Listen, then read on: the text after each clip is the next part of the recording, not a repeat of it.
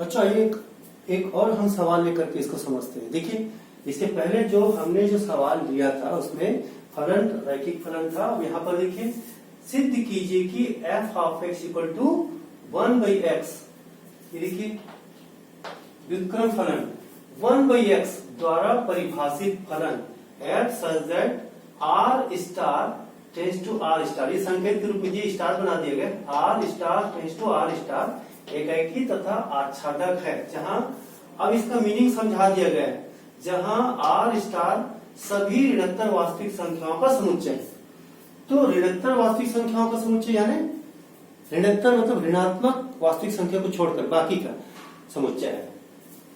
यहाँ पर ध्यान रखना बच्चों, आर स्टार क्या है? सभी ऋणात्मक वास्तविक संख्याओं का समुच्चय। तो ऋणात्मक मतलब ऋणात्मक को छोड़कर उसको ऋणात्मक कहते हैं। Non negative real numbers, the set of non negative real numbers का समुच्चय। यदि प्रांत आर स्टार को n से बदल दिया जाए, अब ये दूसरा एक शर्त रख रहा है और पूछ रहा है, यदि प्रांत आर स्टार को n यानी नेचुरल नंबर से बदल दिया जाए, जबकि सह-प्रांत पूर्ववत यानी आर स्टार ही रहे, तो क्या यह परिणाम सत्य होगा? मतलब इसमें दो बातों के लिए पूछा गया। तो पहली स्थिति के लिए हम देखते हैं, जब हम इसको हल करेंगे तो दोनों स्थिति के लिए हम अलग अलग हल करेंगे। तो पहली स्थिति में देखिए, पहली स्थिति में क्या है? देखिए, ये f such that r star tends to r star से परिभाषित फलन कैसा है? से परिभाषित फलन f of x equal to 1/x। ठीक है, अब इसमें पहली स्थिति f एकाकी के लिए हम एकाकी की जांच इसके लिए देखते हैं। इसके लिए यहां पर दिया है f of x equal to 1/x, जहां पर x क्या है? x बिलोंग्स टू प्रांत, ये प्रांत आर स्टार क्या है? सभी ऋणात्मक वास्तविक संख्याओं का समुच्चय। तो हम मान लेते हैं, माना कि प्रांत के दो अवयव x1 and x2 belongs to R star यानी सभी ऋणात्मक वास्तविक संख्याओं का समुच्चय के लिए f of x1 is equal to f of x2, ऐसे दो अवयव ले लेते हैं जिसके लिए बराबर है। तब हम देखते हैं f ऑफ x1 क्या होगा? f ऑफ x1 यहां से निकाल सकते हैं 1/x1, और ये क्या होगा? f of x2 equal to 1/x2 होगा। अब देखिए 1/x1 इक्वल टू 1/x2, तो इसका व्युत्क्रम भी बराबर होगा। यदि 1/x1 इक्वल टू 1/x2, तो इसका व्युत्क्रम यानी therefore x1 equal to x2। ठीक है, क्या मतलब कि f of x1 equal to f of x2, there implies x1 equal to x2, अतः f एकाकी है। अब हम दूसरी का परीक्षण करते हैं, आच्छादक की जांच।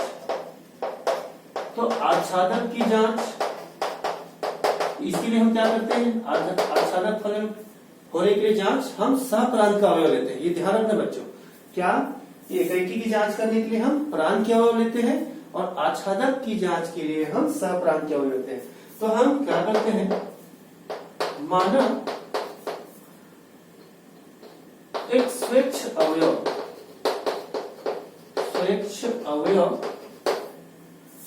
y बिलोंग्स टू y यानी सह-प्रांत। ठीक है, अब यहाँ पर सह-प्रांत क्या दिख रहा है? y बिलोंग्स टू सह-प्रांत क्या है? यहाँ पर ये भी ये है, तो यहाँ पर हम लिख देते हैं, यहाँ पर ये जो है सह-प्रांत क्यों है? ऐसा है कि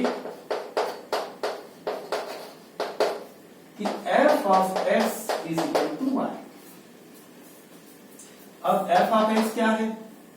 f ऑफ x 1/x से परिभाषित है, 1/x इक्वल टू y। अब नियम क्या बताया गया था कि f of x equal to y को आपको हल करना है, x का मान y के पदों में निकालना है। तो क्या लिखने को मिल रहा है आपको? therefore x is equal to 1/y। अब यहां पर समझाना है आपको, क्या समझाना है कि क्या y बिलोंग्स टू, क्योंकि y belongs to R star ऐसा प्रांत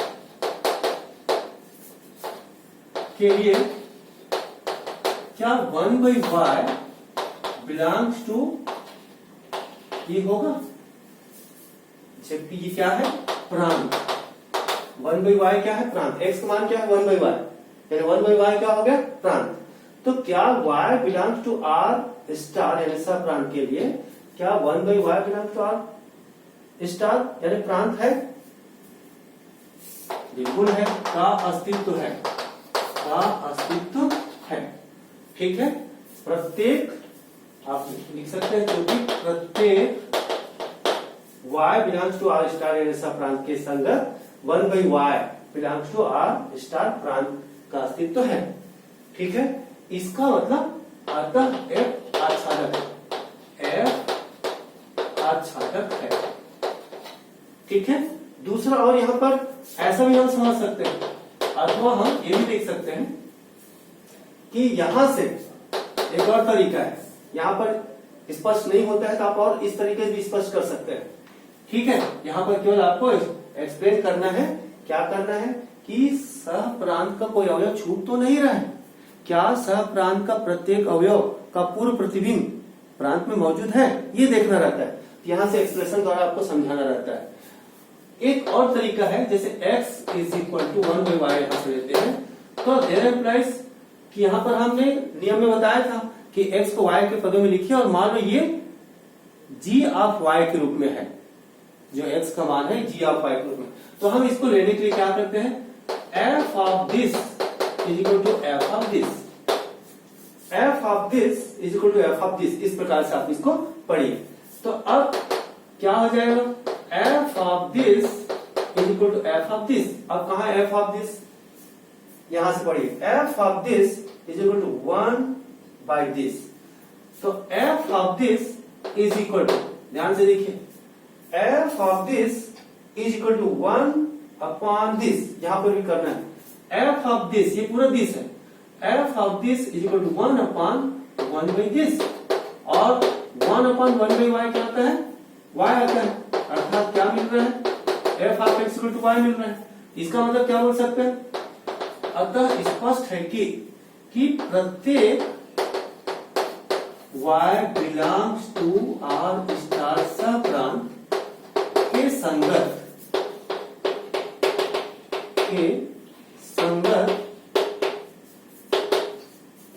x बिलोंग्स टू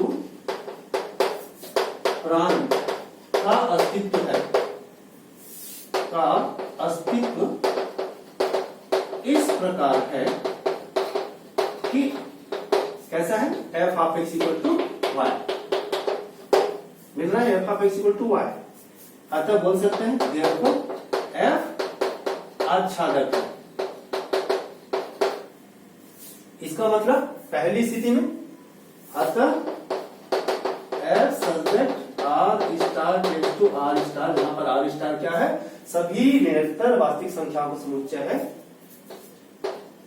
एक एवं आच्छादक है। ठीक है, अब इसका द्वितीय भाग देखें, ये पहली स्थिति हो गई।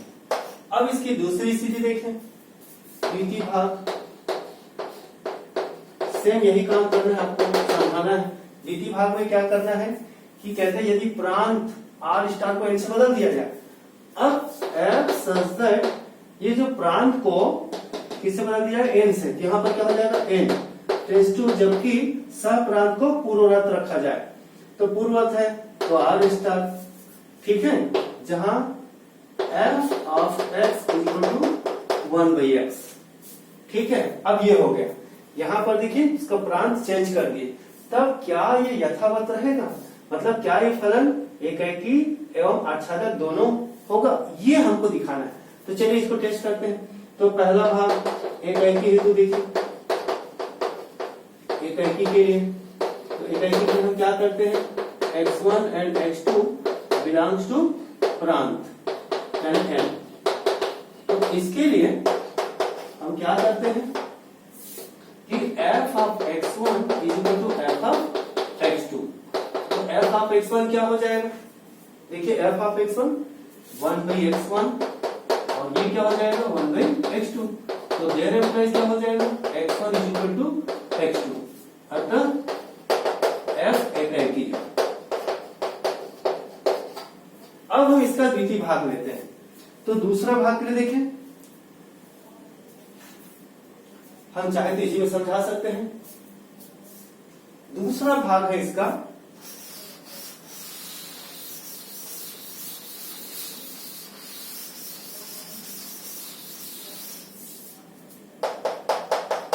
आच्छादक के लिए। तो आच्छादक के लिए देखिए क्या दिख रहा है आपको, यहां से सेम लेना है, माना ठीक यही लेना है आपको, बस देखना है, आपको ही परीक्षण करना है। माना y belongs to r star सप्रांत, ठीक है। इस प्रकार है कि f of x is equal to y, same वही बात, f ऑफ x मतलब 1 by x is equal to y। अब x का मान क्या करें, x is equal to 1 by y। अब यहां पर एक्सप्लेन करना है, तो अब हम एक्सप्लेन करते हैं, ठीक है। x क्या है, नेचुरल नंबर है, 1 by n natural number, sorry 1 by y natural number है कि नहीं ये देखना है। ध्यान दीजिए यहाँ पर x का मान क्या है 1 by y।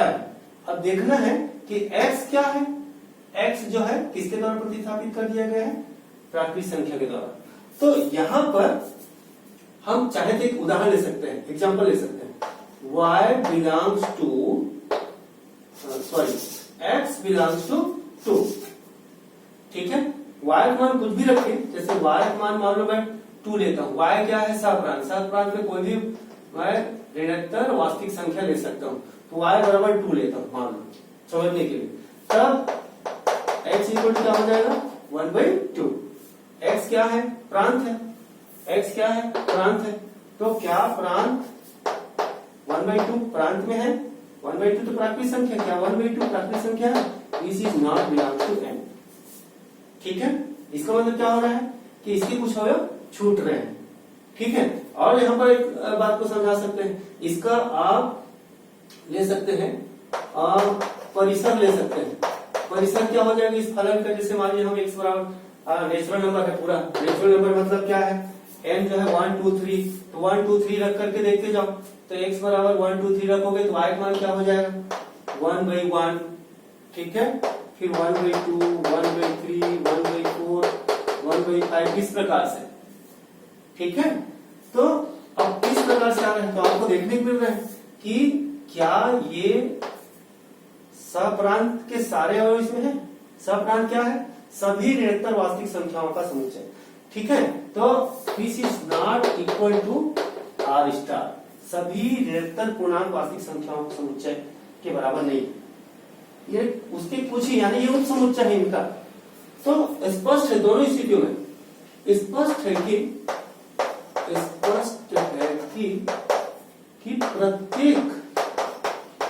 प्रत्येक y belongs to r star यानी सप्रांत के संगत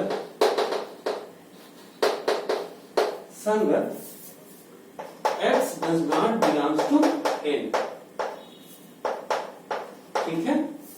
प्रत्येक y belongs to r star सप्रांत के संगत यानी प्रांत में x का पूर्ण प्रतिबिंब नहीं है, ठीक है। तो आप देख सकते हैं यहां पर कुछ अवयव छूट रहा है, ठीक है। तो इस स्थिति में आप देख सकते हैं जैसे x equal to 1 by y, अब y आपने मान लो रखा 2, तो x जो है 1 by 2 और 1 by 2 तो प्रांत में हो ही नहीं सकता, तो यहां पर कह सकते हैं x does not belongs to n, प्रांत। अतः f आच्छादक नहीं है। तो पहले से क्या मतलब, पहले आपको क्या मिला, पहले कंडीशन पे आपको मिला था f जो है एकाकी तथा आच्छादक दोनों मिला था। जैसे ही हमने प्रांत को बदला, ठीक है, n किया, तो एकाकी तो है किंतु आच्छादक नहीं है। तो बच्चों इसमें ये ध्यान रखना है कि कोई फलन जो दिया है उसका प्रांत और सहप्रांत बहुत इंपॉर्टेंट है, क्योंकि फलनों की पहचान उनके प्रांत और सहप्रांत के अवयवों के आधार पर की जाती है। यदि हम एकैकी या बहु एकैक की पहचान करते हैं तो प्रांत के अवयवों के आधार पर करते हैं, और यदि आच्छादक फलनों की पहचान हम उसके सहप्रांत के आधार पर करते हैं, अर्थात यदि उसके परिसर सहप्रांत के अवयव जैसा ही है या सहप्रांत ही है तो हम कहते हैं आच्छादक है, और यदि परिसर जो है सहप्रांत के बराबर नहीं है तो आच्छादक नहीं है। तो इस प्रकार से हम अन्य सवालों को भी हम समझ सकते हैं। ठीक है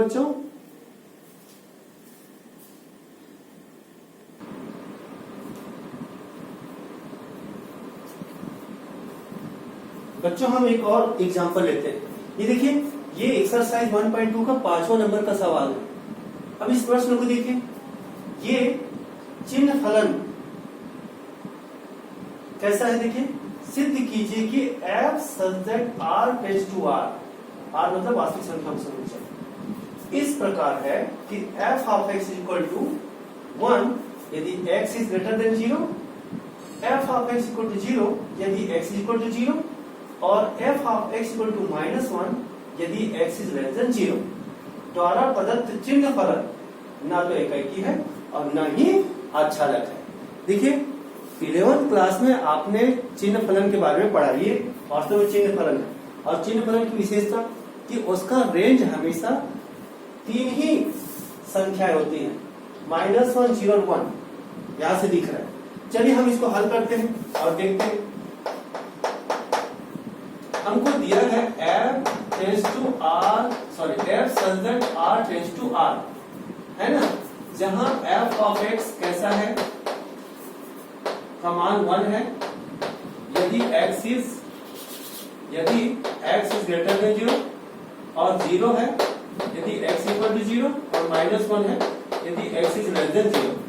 ठीक है, तो यहां पर हम कह सकते हैं जैसे x is greater than 0, तो x is greater than 0 कोई भी, यहाँ पर r है, r मतलब वास्तविक संख्या। एक एग्जांपल के तौर पर हम लेते हैं कोई भी वास्तविक संख्या, जैसे 1 2 3 लेते हैं सपोज, थोड़ी देर समझने के लिए। r तो वास्तविक संख्या है, और वास्तविक संख्या बहुत बड़ी संख्याओं का समूह है, समुच्चय है। तो हम कुछ उदाहरण लेते हैं, जैसे x इज ग्रेटर देन 0 के लिए 1 2 3 समथिंग लेते हैं, मान लो। तो ये हो जाएगा f of 1 x is greater than 0 के लिए f of x 1 ही होगा, f of 1, f of 2, f of 3 and so on, इसको बहुत सारा ले सकते हैं, और इन सब के लिए मान आता है 1, और f of 0 ये आता है 0, x मान 0 के लिए f of 0 0, और x is less than 0, x is less than 0 मतलब ऋणात्मक मानों के लिए, यानी मान लो हम इन्हीं अवयवों को ले लें, -1, f of -2, f of -3, इस प्रकार से ले लें, तो इसका मान क्या आता है -1। अब यहां से क्या स्पष्ट हो जाता है, देखिए स्पष्ट है। जैसे मान लीजिए हम इन दोनों को लेते हैं कि f of 1 is equal to f of 2, दोनों का मान समान आ रहा है, परंतु आपको क्या देखने को मिल रहा है, परंतु 1 is not equal to 2। ठीक है, क्या मतलब यहाँ पर कि हम ये कह सकते हैं प्रांत के दो अवयवों का सहप्रांत में एक ही प्रतिबिंब है, अर्थात समझाने के लिए हम और लिख सकते हैं, अर्थात प्रांत के कोई दो अवयव, यहाँ पर जैसे हमने लिया 1 and 2, 1 व 2 का सहप्रांत में एक ही प्रतिबिंब, कौन सा है, एक है, अतः f एकैकी नहीं है, ना तो एकैकी नहीं है। अब दूसरा आप देख रहे हैं, आच्छादक के लिए हम क्या करते हैं, सहप्रांत के अवयव लेते हैं, तो आप देख सकते हैं यहाँ पर कि इसका जो सहप्रांत है f का, चूंकि f का सहप्रांत वो क्या है, r है। r मतलब क्या, वास्तविक संख्याओं का समुच्चय, वास्तविक संख्याओं का समुच्चय। जबकि हमें क्या देखने को मिल रहा है, जबकि f का परिसर क्या देखने को मिल रहा है, केवल 3 ही संख्या है। आप यहां निकाल के देखा है, f1, f2, f3 जो भी और बड़ी संख्या ले ले, x इज ग्रेटर देन 0, कोई बड़ी संख्या ले सकते हैं। ठीक है, शून्य से बड़ी संख्या, सारे धनात्मक वास्तविक संख्या शून्य से बड़ा। आप f आप 1/2 लो, f आप 2/3 लो, सब ये 1। ठीक है, और 0 लोगे तो 0, और बाकी कोई भी ऋणात्मक संख्या लोगे तो उसका मान -1। तो कुल मिलाकर इसका जो परिसर है वो केवल 3 ही संख्याओं का समुच्चय है, -1, 0 और 1। ठीक है, तो आप देख सकते हैं परिसर जो है सप्रांत का उप समुच्चय है। यानी हम कह सकते हैं कि f का परिसर इज नॉट इक्वल टू सप्रांत, f का सप्रांत। इसका मतलब क्या है, बराबर नहीं है। इसका मतलब क्या है कि सप्रांत के अवयव, कुछ अवयव ऐसे भी हैं जिसका प्रांत में कोई भी पूर्व प्रतिबिंब नहीं, यानी सप्रांत के बहुत सारे अवयव छूट रहे हैं। ठीक है, जो ये साबित करता है कि अतः दिया गया फलन आच्छादक नहीं है, आच्छादक नहीं है। तो इस प्रकार से इस फलन की विशेषता को भी ध्यान करते हुए हम इसको समझा सकते हैं, एक्सप्रेशन दे सकते हैं। ठीक है, कि यह f such that r tends to r में दिया गया फलन ना तो एकाकी है और न ही आच्छादक। इस प्रकार से हम इसको सिद्ध कर सकते हैं। बच्चों, अगली वीडियो क्लास में हम लेकर के हम कुछ और इसमें एक्सरसाइज के सवाल लेकर के आपके सामने आएंगे और उसको हल करेंगे। तब तक के लिए आप जो है इससे संबंधित कुछ उदाहरण आप प्रैक्टिस के लिए करिए, और सरल जो सवाल है एक्सरसाइज के उसको भी अभ्यास के रूप में आप जरूर करिए। ठीक है।